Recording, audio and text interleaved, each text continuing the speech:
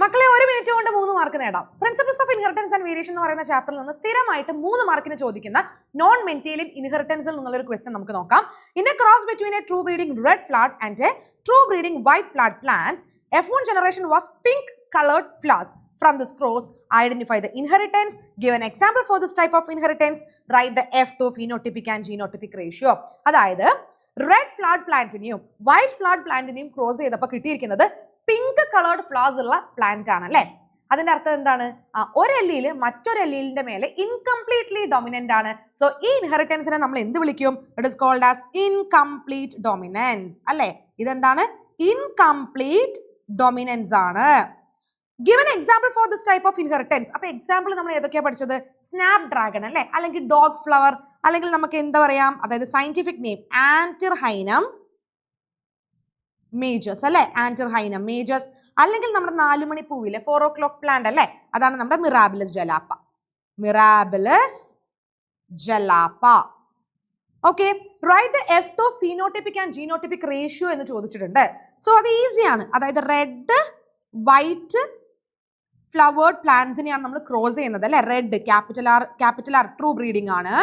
White small R gametes capital R into small R. അപ്പൊ നമുക്ക് എന്ത് കിട്ടി? Capital R small R. ഇതെന്താണടാ? F1 generation, that is pink അല്ലെ, പിങ്ക് ഫ്ലവേഴ്സിനെ ഉണ്ടാക്കുന്ന പ്ലാന്റ് ആണ് കിട്ടിയിരിക്കുന്നത്. ഇനി നമ്മൾ എന്ത് ചെയ്യണം? F2 ജനറേഷൻ കണ്ടുപിടിക്കണമെങ്കിൽ നമ്മൾ F1 ഇൻറ്റു F1 ചെയ്യണം അല്ലെ. F1 ഇൻറ്റു F1, അതായത് നമ്മൾ എന്ത് ചെയ്യണം?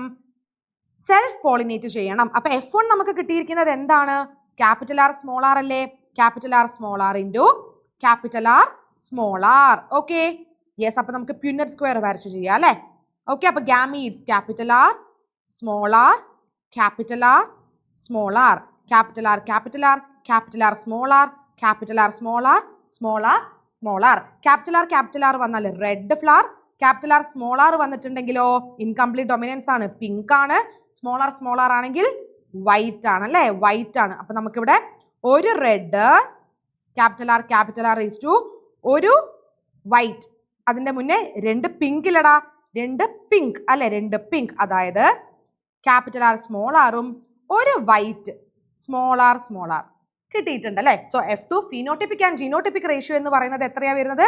Both are same, 1:2:1.